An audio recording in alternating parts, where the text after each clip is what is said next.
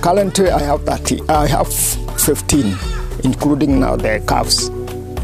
And we are surviving on a 1.6 acre piece of land. And you can see the animals are comfortable, and I'm also comfortable.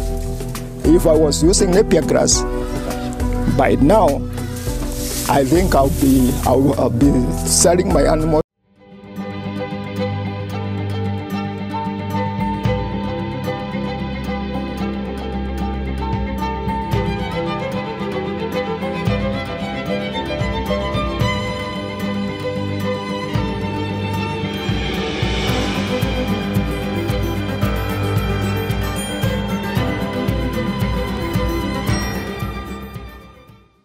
बिस्मिल्लाहिर्रहमानिर्रहीम।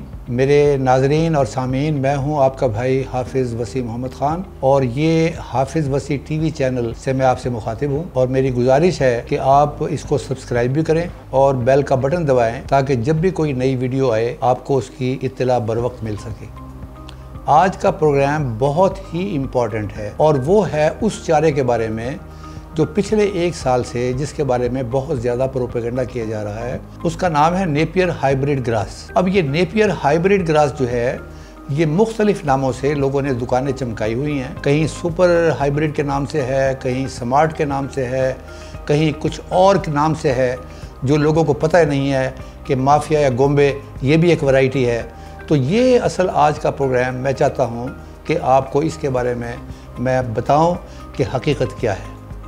ये Napier hybrid grass ये 1920 के अंदर Malaysia के अंदर अंग्रेज़ों ने दरियाफ्त की और इसका नाम उन्होंने एलिफेंट ग्रास रखा। और एलिफेंट ग्रास रखने का मतलब ये था कि इन्होंने देखा कि जिन जिन इलाकों में अंग्रेज़ों की हुकूमत है, जैसे कीनिया है, युगांडा है, तंजानिया है, इंडिया का वो हिस्सा जो इक्वेटर के करीब है, अगर आप नीचे चले जाएँ मद्रास और जहाँ हाथी पलते हैं और हाथी मिलते हैं, हाथियों से बार बर्दारी का काम लिया जाता है, फिर मलेशिया, फिर इंडोनेशिया, उन्होंने देखा कि हाथी जो है इस घास को बहुत ज़्यादा खाता है और इसीलिए इसका नाम एलिफेंट ग्रास भी रखा गया और पारा ग्रास भी इसको कहते हैं। इसका इंग्लिश नाम जो है वो पेनिसीटम परप्यूरम, ये इसका इंग्लिश नाम है। अब पाकिस्तान के अंदर जब ये आया है तो ये 1950s में आया है और इस पर जिस आदमी ने सबसे पहले काम किया उसका नाम था खान मुसाहिबुद्दीन खान और वो बॉटनिस्ट थे जो अब अयूब रिसर्च इंस्टीट्यूट है, उस ज़माने में उसका नाम था रिसाले वाला रिसर्च इंस्टीट्यूट। और उन्होंने इसका क्रॉस करवाया बाजरे के साथ, तो ये बना नेपियर हाइब्रिड बाजरा इस ग्रास के तौर पर हुआ। लेकिन इसको लोगों ने ज़्यादा कबूल नहीं किया, इसलिए एक तो वजह यह भी थी कि उस वक्त ट्रेडिशनल फार्मिंग थी लाइव स्टॉक की, बिजनेस माइंडेड लोग नहीं थे और उस वक्त cost of input, cost of production कम करने का शायद रुझान नहीं था और इतने जानवर भी नहीं थे जिनकी खुराक की ज़रूरत हो।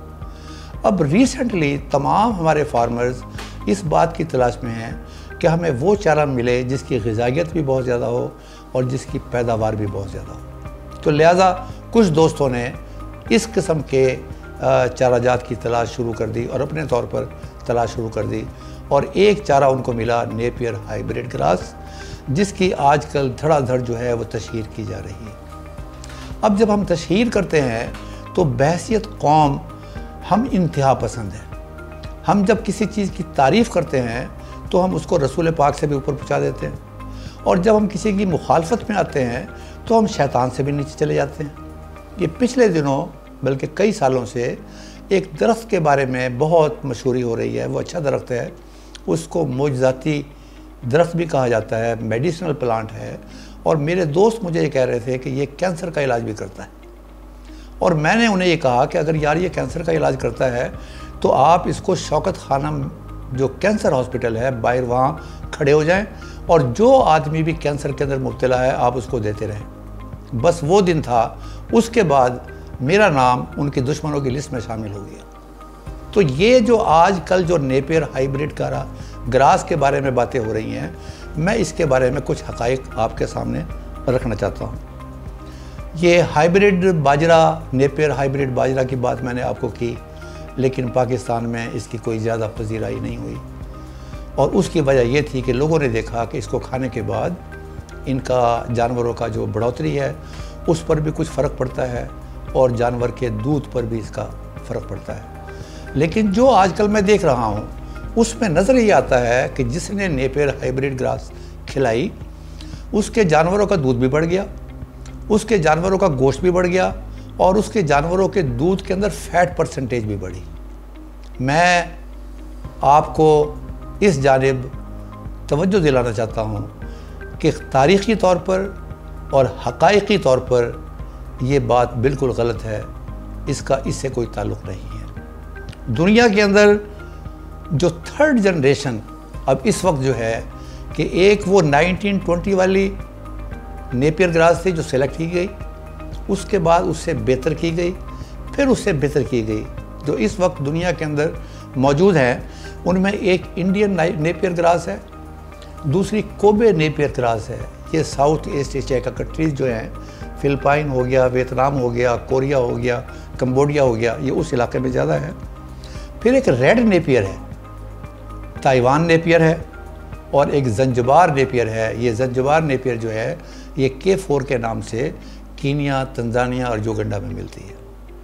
तो ये मुख्तलिफ अक़साम हैं।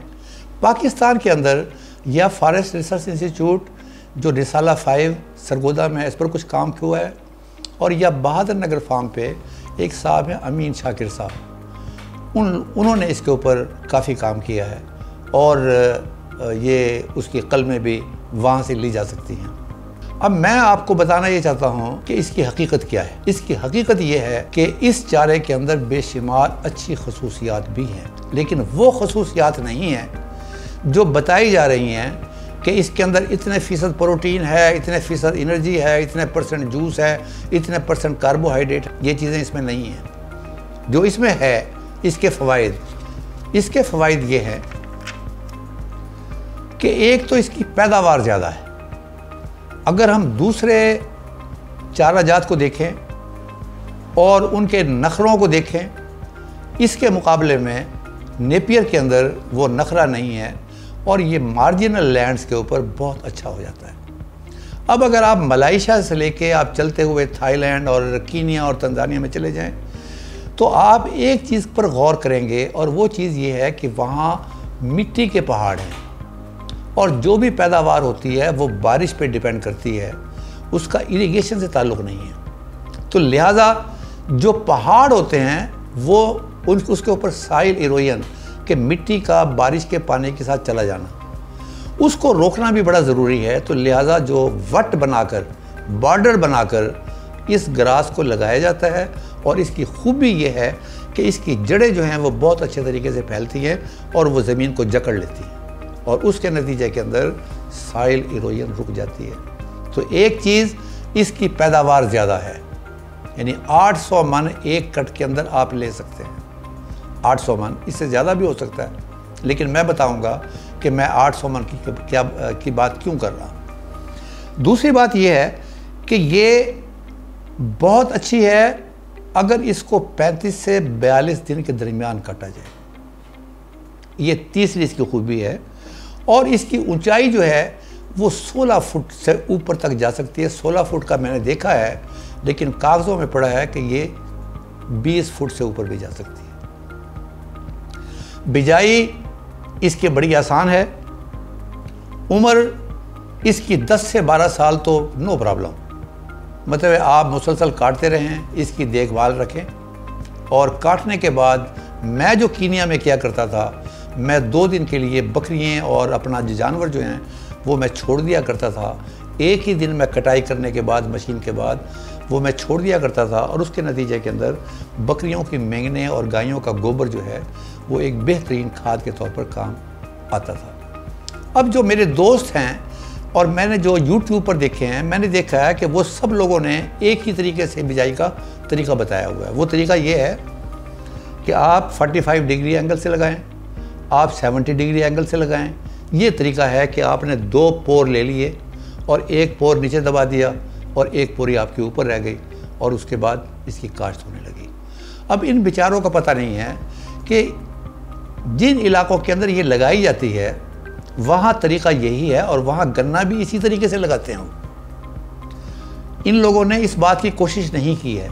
अब मैं आपको बताता हूँ कि इसके 3 तरीके हैं बड़ी आसानी के साथ। एक तरीका तो वही है जो मेरे भाइयों ने बताया है, जो आजकल आप YouTube पर देख रहे हैं कि आपने उसकी 2 शाखें काटी हैं जिसमें 2 नोड्स हों, 2 आंखें हों और उसको आपने ज़मीन में दबा दिया। एक वो तरीका है जो पाकिस्तान के अंदर जिस तरह गन्ने की काश्त होती है और ये फिलिपाइन और ये कंबोडिया इस एरिया के अंदर, तो वो पूरी की पूरी शाख जो है जो लगानी होती है उसको उसी तरीके से वो ज़मीन में गाड़ देते हैं जिस तरीके से हम गन्ना लगाते हैं। हमारे यहाँ तो पोरियाँ करके वो ट्रेंच में लगाई जाती है ना, वो पूरी ट्रेंच के अंदर लगाकर ऊपर मिट्टी डाल देते हैं, बारिशें होती हैं और वो सारा का सारा उग पड़ता है। और तीसरा, एग्रीकल्चर यूनिवर्सिटी के एक प्रोफेसर हैं डॉक्टर साहब, उन्होंने शुगर केन के अंदर बड प्लांटिंग के सिर्फ बड को काटा, उसके बाद उन्होंने किसी जगह पर कोई कपड़ा और ये कोई टाट वगैरह रखकर वहाँ पानी देकर उसको उगने दिया और जब वो थोड़ा सा उगा उसके बाद जाकर डायरेक्ट उन्होंने उसको लगा दिया। तो ये उसके फ़वाइद हैं कि ये साइल इरोजन को भी रोकता है, ये बुरे हालात का भी मुकाबला कर सकता है, ज़मीन पर पकड़ इसकी है, 16 फुट ऊपर जा सकता है और इसके अंदर ये तमाम चीज़ों के बावजूद ये आपको 12 से 15 साल, 12 से 13 साल, ये आपकी मर्ज़ी है कि आप किस तरीके से इसको आप मैनेज करते हैं कि फार्म मैनेजमेंट आपकी कैसे है। अब पाकिस्तान के अंदर जो गलत बात बताई जा रही है वो ये है कि ये एक चारा है, ऐसा चारा जो बहुत ज़्यादा पैदावार देता है, लेकिन दुनिया में कहीं भी ये अच्छा चारा नहीं समझा जाता। ये एलिफेंट का चारा है और जब मैं कीनिया में था और ये देखना होता कि हाथियों का घोल कहाँ से गुजरा है, तो उसकी 2 निशानियाँ थीं। एक निशानी ये है कि जब वो मस्त हाथी कहते हैं ना, जब हाथियों का 100 का 200 का घोल जा रहा हो, जहाँ से वो जंगल में से गुजरेगा तो वो खाता जाएगा और गोबर फेंकता जाएगा। अब उस गोबर के बड़े बड़े उपले आपको नज़र आएंगे, वो इस बात की निशानी है और गोबर की ताजगी और पुराने को देखकर आप बता सकते हैं कि कितने अरसा पहले यहाँ से ये घोल गुजरा है। अब उस गोबर के अंदर वो इतना ज़्यादा बड़ा गोबर होता है वो, और उसमें आप अगर पत्ते को उठाएं तो वो टहनी समेत बाहर निकल आएगा। तो इसकी सबसे बड़ी ख़राबी जो है वो डाइजेस्टिबिलिटी है कि डाइजेस्टिबिलिटी इसके अंदर कम है, लेस देन 50%। इसका मतलब ये है कि वो ग़िज़ाइयत जो इसमें बताई जा रही है वो सिर्फ उस हालत में है जब ये आप 4 फुट का काट लें, तो ये ग़िज़ाइयत इसकी प्रोटीन भी इसके अंदर होगी, इसके अंदर क्रूड फाइबर भी होगा और इसके अंदर दूसरी चीज़ें भी होंगी। लेकिन जो इसका कद बढ़ता जाएगा वो सारी प्रोटीन वापस आती जाएगी और जब ये 16 फुट पे पहुंचेगा तो इसकी प्रोटीन 20 से, उस वक़्त 20 से नीचे होते होते 4.2 पर पहुंच जाएगी। और उसी के साथ उसके अंदर फाइबर कंटेंट इतने सख्त होते जाएंगे कि वो जानवर के लिए हज़म करना मुश्किल हो जाएगा और इसी वजह से जानवरों की पैदावार आप बरकरार नहीं रख सकते। सुनिए ये कीनिया फार्मर्स यूनियन का नेरी का एक फार्मर क्या कह रहा है, जो बता रहा है कि मैं नेपियर इस्तेमाल करता हूँ और मेज साइलेज इस्तेमाल करता हूँ। Currently I have 15 including now the calves and we are surviving on a 1.6 acre piece of land and you can see the animals are comfortable and I'm also comfortable. If I was using Napier grass by now I think I'll be selling my animal. अब Kenya का farmer ये कह रहा है कि भाई साहब मेरे पास जो जानवर हैं ये 20 लीटर दूध देते हैं, अगर मैं नेपियर ग्रास देता तो ये कभी के मर चुके होते, ख़त्म हो चुके होते। मैं मर चुके होने वाली बात तक तो मैं उससे मुत्तफिक नहीं हूँ, इसलिए कि जानवर ज़िंदा रहता है अगर उसकी भूख ख़त्म हो। नेपियर हाइब्रिड जो मर्ज़ी आप नाम दे लें, वो उसकी खुराक वाली बात को किसी हद तक मुकम्मल करता है और उसको ज़िंदा रखता है। अलबत्ता वक्त के साथ साथ वो कमज़ोर होता जाएगा और वो दूध भी घटता जाएगा और उसका गोश्त भी घटता जाएगा, उसकी पैदावार भी घटती जाएगी। लिहाजा ये आदमी क्या करता है, ये आदमी ये करता है कि ये कहता है कि मैं 35% नेपियर ग्रास, 35% मैं ये इस्तेमाल करता हूँ और 35% मैं मेज़ का साइलेज इस्तेमाल करता हूँ। बाकी जो है इसका 30% वो मैं वंडा इस्तेमाल करता हूँ और इसकी बुनियाद पर मेरे जानवर 20 लीटर दूध देते हैं रोज़ाना। और अगर मैं सिर्फ नेपियर हाइब्रिड पे रहता तो मेरे जानवर मर चुके होते। तो मेरी अब आपसे गुजारिश है कि आप नेपियर हाइब्रिड ग्रास ज़रूर लगाएं, लेकिन ये ना समझें कि ये कैंसर का भी इलाज है और एड्स का भी इलाज है और टीबी का भी इलाज है। ये ना समझें, आपको बाकी चीज़ें आपको डालनी पड़ेंगी। दुनिया के अंदर लूसर्न को कहा जाता है कि ये चारा जात की मलका है। अगर इतनी खूबियाँ नेपियर के अंदर होती तो फिर इसको किंग ऑफ द फॉडर होना चाहिए था। लेकिन आप पाकिस्तान में देखें कि आपको मेज़ तो मिलेगी, आपको लूसर्न भी मिलेगा, बरसीम भी मिलेगी। और इसके अंदर आप ये बात देखें कि जब आप बरसीम इस्तेमाल करते हैं तो बुज़ुर्ग ये कहते हैं कि थोड़ी सी तूड़ी भी मिला लें। जब लूसर्न इस्तेमाल करते हैं जब भी तूड़ी का मशवरा दिया जाता है, और जब मेज़ इस्तेमाल करते हैं जब भी तूड़ी का मशवरा दिया जाता है। वजह उसकी ये है कि उसके अंदर पानी होता है और वो ये कहते हैं कि तूड़ी की वजह से ये पेट में थोड़ी देर खुराक जो है खड़ी रहेगी, ये प्रॉपरली डाइजेस्ट होगी। लेकिन जब नेपियर की बात होती है तो दुनिया जहान के लिटरेचर में लिखा हुआ है कि इसको खिलाने के बाद आपको भूसा मिलाने की ज़रूरत नहीं है, इसलिए कि वो भूसा पहले ही इसके अंदर मौजूद है। और ये जब 16 फुट के ऊपर जाता है और 20 फुट के ऊपर जाता है तो दुनिया के अंदर बायो एनर्जी पैदा करने के लिए ये जो भट्टों में जला के और जो हम जनरेटर वगैरह चलाते हैं, जो हमारा टांडा भी इस्तेमाल होता है मकई का, ये उस मकसद के लिए बेहतरीन बायोगैस एनर्जी पैदा कर सकता है। लिहाजा मैं ये कहूँगा कि इसके लिए ये आप 1 एकड़ 2 एकड़ 3 एकड़ ये आप ज़रूर लगाएं। वजह उसकी है कि बुरे वक्त के अंदर ये काम आ सकती है। इसने ज़रूर आपका साथ देना है, इसके नाज नखरे भी ज़्यादा नहीं हैं। आप टाइम पर काटते रहें तो कुछ खुराक भी मिलेगी, लेकिन जो कुछ आपने अपने जानवर को खुराक देनी है वो 35% से ज़्यादा बल्कि 30% से ज़्यादा आप ना करें। इसकी पैदावार 2 चीज़ों के ऊपर रिलेट करती है। एक चीज़ है कि आपने कितना यूरिया डाला है और एक चीज़ है आपने इसको कितना पानी दिया। आप ज़रा अपने जहन में वो पहाड़ी लेकर आएँ कि जहाँ लोगों ने अपने खेत को बरकरार रखने के लिए कि मिट्टी नीचे ना चला जाए बारिश के साथ, वहाँ उन्होंने लगाई हुई है। सारा पानी आकर उसी बॉर्डर पर आकर खड़ा होगा। और यही इंडिया के अंदर, राजस्थान के अंदर ये सबसे बड़ी क्रॉप है। वजह उसकी ये है कि वहाँ पानी का मसला भी है और वहाँ रेत का मसला भी है। वहाँ पर भी लोगों ने ये बॉर्डर पर लगा रखा है। उस बॉर्डर का फ़ायदा ये है कि जो बारिश आएगी वो कहीं जाके खड़ी हो जाएगी और ये इसकी पैदावार ज़्यादा होगी। थोड़ा पौधा पानी जो अवेलेबल होगा वो सिर्फ बॉर्डर पर या नालियों में देना पड़ेगा और बुरे वक्त के अंदर ये फसल उनके काम आएगी। अब एक सवाल जिसका कोई आदमी जवाब नहीं दे रहा है, वो सवाल ये है कि क्या इसका साइलेज बन सकता है? तो मेरा जवाब ये है कि यस, इसका साइलेज बन सकता है। अब कैसे बन सकता है उसके लिए आप मेरे अगले प्रोग्राम का इंतज़ार फरमाएं। वस्सलाम, खुदा हाफिज़।